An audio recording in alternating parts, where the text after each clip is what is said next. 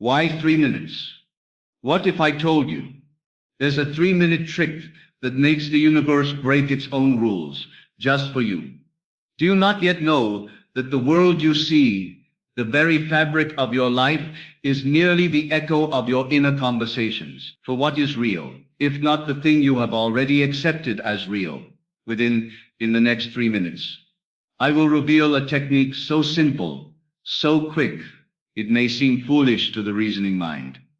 But to the awakened, it is the key to what many call impossible. And yes, the world will tell you it's illegal because it bypasses effort, it ignores permission, and it offends logic. But let that be your sign. Close the door, turn away from the senses, and assume boldly as if it were already done. Not with struggle, not with hope, but with finality, the kind that silences every doubt. That assumption, planted in quiet stillness, is the act of creation itself. In your mind, create a scene, one scene, simple. A single phrase spoken to you that implies the wish is fulfilled. Let it be vivid. See the room. Feel the temperature. Hear the breath of the one who congratulates you. Do not ask how. Do not wonder when. That is not your domain. You are the author, not the printing press. The world bends to your assumption, and the bolder it is, the faster it must conform. The trick, if we dare to use such a word, lies not in the effort, but in the knowing. In 3 minutes, you can walk into the state of your desire and claim it. You do not attract, you select.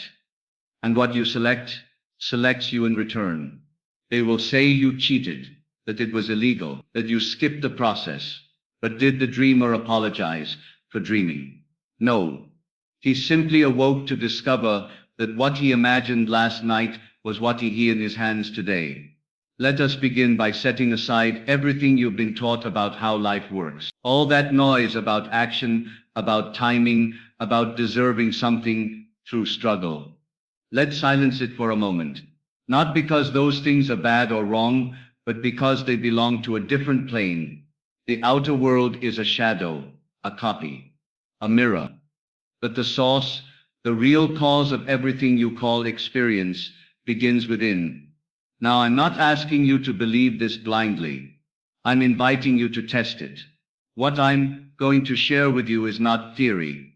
It is law, a quiet, invisible law that shapes every moment of your life, whether you're conscious of it or not. And the law is this: whatever you accept as true within must express itself without. Take a moment to look at your life as it is. Your relationships, your finances, your health, your daily patterns, all of it. You might say, well, this happened to me, or I didn't choose that. But if you trace it back, if you look closely and honestly, you'll find something even more powerful than circumstances. You'll find your assumptions, quiet, ongoing beliefs about what's possible, what's likely, what you expect, and that is where all creation begins. You might say, but I never assumed I would lose that job, or I didn't assume this relationship would fail. Yet in your quiet moments, did you feel a sense of instability? Did you entertain doubts? Did you rehearse fear in your mind? Because the truth is, the universe doesn't care whether your assumption is conscious or unconscious, whether it feels empowering or limiting. It simply reflects back the dominant inner state you dwell in. Imagination is not fantasy. It is not escape. It is the first act of creation. It is the workshop where the invisible becomes visible. You've done this already. Countless times, you've thought of someone and they called you. You feared a conversation. And it happened exactly as you imagined. You expected rejection and got it. You believed something would come through for you. And it did. Against all odds. These were not accidents. These were reflections of your inner world. Let me say something radical. Imagination is the only reality. Everything else is an echo. Your body, your bank account, your environment, all of it follows your assumption. You are not the victim of external facts. You are the creator of them. But the mistake most people make is trying to change the shadow instead of the source. They take action, they hustle, they plead, all while holding on to the very same assumptions that created the problem. And then they wonder why nothing really changes. Suppose you assume that money is hard to come by. That belief has no morality. It's not bad or good, but if you believe it, you'll see the evidence of it. Opportunities will disappear. Efforts will fail. Bills will rise. Not because you're cursed, but because you're loyal to a story. And the moment you rewrite that story in your imagination, the outer world begins to reassemble to match the new script. You are always assuming something. Right now, you're assuming something about me, about this message, about what's possible for you. And those assumptions, whether they feel small or strong, are seeds. They don't need time. They need only your consent. Once accepted, they take root and grow into experience. That is why the inner world is the only creative power. Now you might ask, how do I change my assumption? You do it by catching yourself in the act. When you speak, when you think, when you react, pause and ask, what must I be assuming to feel this way? That simple awareness breaks the loop. And then, once you see the false assumption, don't argue with it. Replace it, step into a new one, a better one. Not tomorrow, now. Close your eyes and assume something beautiful, something so good it almost feels wrong. Imagine someone telling you, congratulations, you did it. I'm so proud of you. Feel it, not just the words, but the tone, the warmth, the weight lifting off your chest. Stay there for 30 seconds. Do it a few times a day, that's it. You've just planted a new seed. You don't have to force anything. You only need to assume the end. The wish fulfilled and rest in it. The world will rearrange itself to support your belief. It may come in unexpected ways. That's fine. You don't need to control the how. The power is not in effort. It's in assumption. You could spend 10 years trying to change the world outside you and never succeed.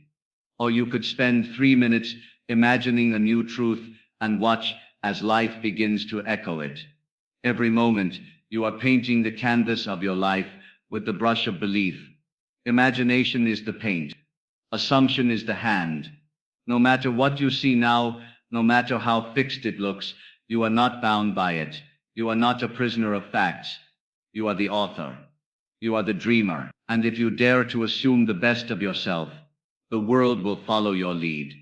All power is within. All creation is within. Begin there, and what you assume to be true must show itself in time, space, and form. Not because you're lucky, but because you are law. We live in a world that worships time. From the moment we wake up, we are trained to believe that everything valuable takes time. Success takes time, healing takes time, love takes time. We are told that patience and effort are the only respectable paths to change. But what if I told you that manifestation has nothing to do with time and everything to do with belief? The kind of belief that accepts something as true right now before it has any physical evidence. You see, there is a lie deeply woven into our culture, the belief that you must earn your desires through struggle, that you must wait, work harder, climb ladders, suffer long enough to finally prove yourself worthy of what you want. But this belief, while popular, is not creative, it is repetitive. It simply recreates cycles of delay. Time becomes the excuse, the crutch, the mask behind which doubt hides. Because as long as you believe it takes time, you'll never expect it now. Creation does not depend on time. It depends on assumption. The very moment you assume something to be true without contradicting it, your world begins to shift. It may not appear in front of your eyes in the next 5 seconds, but the change is instant. It begins at the level that truly matters, consciousness. To understand this, you must recognize the difference between cause and effect. The world you see, your circumstances, your relationships, your bank account, your body, these are effects. They are echoes of past beliefs, past assumptions. The cause is always internal. The outer world is never first. So when you believe that effort will create a result over time, you are still playing with effects, still trying to water shadows, hoping they'll bloom. But when you go straight to the end, when you imagine the desire as fulfilled and accept it as your reality, you move from effect to cause. Let's make this real. Imagine someone who wants to be in a loving relationship. They might say, I need to go on dates, work on myself, become more attractive, then maybe I'll find someone. But beneath those steps is an assumption. I don't have love yet. I must earn it. That assumption delays everything. They will go on dates and find no connection. They will work on themselves, but feel lonelier because the state they are living in, the belief they're carrying, is rooted in lack. Now imagine a different approach. This person closes their eyes, breathes deeply, and drops into a scene where they are already loved, not hoping, not wishing, but being. They hear someone say, I love you, I'm so lucky to have you. They feel the presence, they feel the safety, they feel the joy, and they accept it as real. Even if it's only for a minute, they step into the end. That is the seed, that is the moment of creation. No effort was made, no time was needed, and yet that belief, if sustained, will reshape their entire reality. Because when you walk in the assumption that something is already yours, life reorganizes to keep up with your new identity. The person who believes they are loved moves differently, speaks differently, radiates differently. And this shift, though subtle, draws everything needed for the fulfillment of that belief. This is why the question is never, how long will it take? That question assumes you're not there yet. It puts the desire outside of you. It turns the now into a waiting room. But the secret is this: the only time is now. There is no future moment when your desire will suddenly become available. There is only the present moment in which you allow it or resist it. And when you allow it, when you believe in its truth, now the process begins. But what about effort? Surely we must do something. Of course, action may come. But action is not the cause, it is the bridge.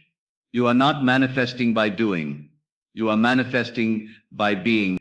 You don't act to become wealthy. You act because you already feel wealthy. You don't try to impress someone to gain love. You naturally radiate love because you feel chosen. The action flows from the assumption, not the other way around. Many people try to hustle their way to change, but all they're doing is reinforcing the belief that they don't have it yet. They wake up every day with a plan to get there, never realizing that there only appears once you believe you're already it. Creation is not about chasing, it's about accepting. If you believe that things take time, they will. If you believe you must work hard for what you want, you will. But not because time or effort are rules, only because they are your beliefs. And the world must reflect what you believe, not what you want, not what you beg for, what you believe. So the question becomes, are you willing to accept it now, without evidence, without proof? Are you willing to dwell in the end, to assume the feeling of the wish fulfilled, even if the world says nothing has changed? The speed of manifestation is not about the calendar. It's about the intensity and purity of belief. The moment you believe without contradiction, you've done it. The rest is echo. The rest is unfolding. You're not waiting, you're living in the answer. Nothing becomes real until it is first imagined. But imagination by itself is not enough. Daydreaming is not enough. Scattered wishing is not enough. What brings about change, true change, is the deliberate and focused use of your imagination, where you construct a short, powerful scene that implies your desire is already fulfilled, and you dwell in that scene with feeling and certainty. This is what I call the 3-minute technique. You don't need an hour, you don't need complicated rituals. What you need is presence, a still moment where the noise of the world fades, and your inner world becomes louder than your outer one. In this space, you plant your desire, not as a hope, not as a wish, but as a completed reality. Let's say your desire is to receive a job offer. Most people will think about it often, worry about how it will happen, visualize themselves working, or check their emails anxiously. But none of that is assumption, none of that is claiming. It's still waiting, still separation. Instead, you sit quietly for 3 minutes. You take a breath, you drop into stillness, and in your mind, you create a single scene, short, simple, and real. For example, imagine a friend congratulating you, hear their voice saying, "I heard you got the job." That's amazing. Feel your own reaction. Maybe a laugh, maybe a smile, maybe a sense of relief. Notice where you're sitting, what you're wearing, the temperature in the room, and most importantly, feel, not in a forced way, not pretending, but in a surrendered way, as if it's already done and you're simply remembering it. This is not visualization for the sake of seeing. It's not mental entertainment. It's creation. It's planting the end result in the only place that matters. Your imagination. You are not rehearsing how it will happen. You are not imagining the process. You are experiencing the result. And by doing this, even for 3 minutes, you have done more than most people will ever do with their hours of effort and worry. You've moved into the state of the wish fulfilled. Why 3 minutes? Because that's all it takes to impress the subconscious mind. If done with belief, you're not trying to stretch it out, you're trying to make it feel real. And that realness doesn't need time. It needs intensity. It needs focus. Think of how quickly a dream can affect you. You wake up in seconds with a racing heart, sweating, because your mind accepted the scene as real. This is the same principle. Your subconscious doesn't need long, it just needs you to believe it. Choose your scene wisely. It must be a moment that could only happen if your desire were already fulfilled. For example, if your desire is to be healthy, don't imagine taking medicine that implies you're still sick. Imagine someone telling you, "I'm so happy to see you looking so strong again," and feel the gratitude rise up in you. If your desire is wealth, don't imagine working harder. Imagine seeing your bank balance or holding a check that confirms your financial freedom. The key is in implication. The scene must naturally imply the end has been reached. The more often you do this, morning, night, or any time during the day, the more natural it becomes. And eventually, your mind begins to live in that scene. You think from it, not of it. That's when things begin to shift. People change, circumstances move, unexpected paths open, but all of it begins with those few quiet minutes where you dare to assume it's already done. It's important to let go after your imaginal act. Don't dig up the seed to check if it's growing. Don't watch the clock. You've done your part, the rest belongs to the law. If you truly believed it during your scene, then you will feel peace. You will feel settled. That is your proof. And if you don't feel peace, go back in again later. Not with panic, with calm authority, with a decision to return to the scene that defines your new state. Some may say, "But it feels fake. I can't really believe it yet." That's okay. The more you do it, the more real it becomes. You are teaching your inner world a new language. You are shifting your identity, and that takes repetition. But not in a desperate way, in a gentle, faithful way, like visiting a familiar dream, until the dream becomes home. You don't need to share your scene with anyone. You don't need to explain it or defend it. This is your private sacred work. Your imagination is your sanctuary. And inside it, you are already who you want to be. No one can enter there but you. So guard it, use it, and return to it often. The outer world will catch up. It always does. Because the outer world is just a shadow, and the real light, the true spark, is in your inner scene. 3 minutes. That's all it takes. But in those 3 minutes, you must become the one who already has it. You must feel the naturalness of it. And once you do, you've done the only real work there is. We live in a world obsessed with proof, with method, with visible effort. It wants to see the hours, the sweat, the strategy. It needs to trace the steps.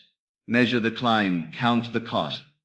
Because if it doesn't see how you got there, if it can't follow your trail, it says you don't deserve the result. It whispers that you cheated, that it's unfair, that it's not logical. But what the world doesn't understand is this. The cause of every visible thing is invisible, always, without exception. You can't show them your inner work. You can't hand them a printout of your imaginal scenes, your assumptions, your states of consciousness. You can't prove how many times you've returned to the end in silence, in faith, in stillness, not doubting, not begging, but knowing. So when the result arrives, the love, the money, the opportunity, the healing, they look confused, or worse, they judge. They say, "How did you get that? You didn't do it the way we were told. You didn't follow the map, you skipped the line." But that's because the world is only familiar with outer effort. It's blind to the creative power that lives within. It believes that what can't be seen, measured, or explained must not be real. And yet everything it calls real was once invisible, once unformed, until someone believed it into being. Whether consciously or not, everything begins in the unseen. What you call a miracle is simply a fulfilled assumption. There's a kind of quiet power in the one who understands this. Because when you truly know the law, when you understand that imagination creates reality, you no longer look for validation. You no longer need to convince others. You become still, centered, and sovereign. You stop defending your desire. You stop explaining your journey. You let the fruit speak for the tree. And yes, when that fruit shows up, when life hands you exactly what you imagined, some people won't know how to handle it. They'll say it was luck. They'll call it unfair. They'll assume you did something under the table. Why? Because they didn't see the cause. They didn't witness the moment you sat alone and felt the end. They didn't hear the voice in your mind that said, "It is done." They didn't see you carry that state faithfully day after day, while the facts around you said otherwise. It feels illegal to them because you didn't follow the outer rules. But you were never playing by their rules to begin with. You were living by a higher law, a deeper principle. You moved from within. You changed your state. And the state changed your world. No force, no struggle, just assumption. Now this doesn't mean you don't act.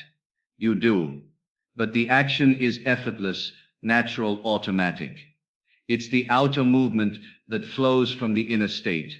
It's never desperate, never forced. You don't try to make things happen. You respond to the unfolding of your assumption. And when you get the call or the offer or the breakthrough, you don't act surprised. You don't shout from the rooftops. You smile because you knew. You knew before the world knew. There's a quiet dignity in that, a kind of spiritual confidence that doesn't need to shout. You become like the artist who knows their painting is already finished. Even if others can only see a blank canvas, you hold the vision, you honor the unseen. And in time, the world catches up. Let them say what they want. Let them label it magic, illegal, undeserved. That's not your concern. Your concern is the truth you live by, that consciousness is the only cause. That assumption, when persisted in, must express itself. That what you feel as true becomes fact. Not because the world approves, but because the law is no respecter of persons. It doesn't care if others think it's too fast, too easy, or too strange. It only knows one thing: what you believe to be true about yourself. You will experience. So don't waste your time explaining yourself. Don't dilute your truth to make others comfortable. Don't slow down just to match their pace. You've seen what they haven't. You've felt what they ignore. You've dared to assume what they still question. Your results might make others uncomfortable. They might envy them. They might doubt them, but none of that changes the source. You know how it happened. You know the inner work, and that knowing, that inner certainty, is worth more than any outside approval. The world doesn't need to see the cause. It only needs to witness the effect. And when it does, let that be enough. You're not here to follow their path. You're here to show that the unseen is more powerful than the seen. That belief is stronger than logic.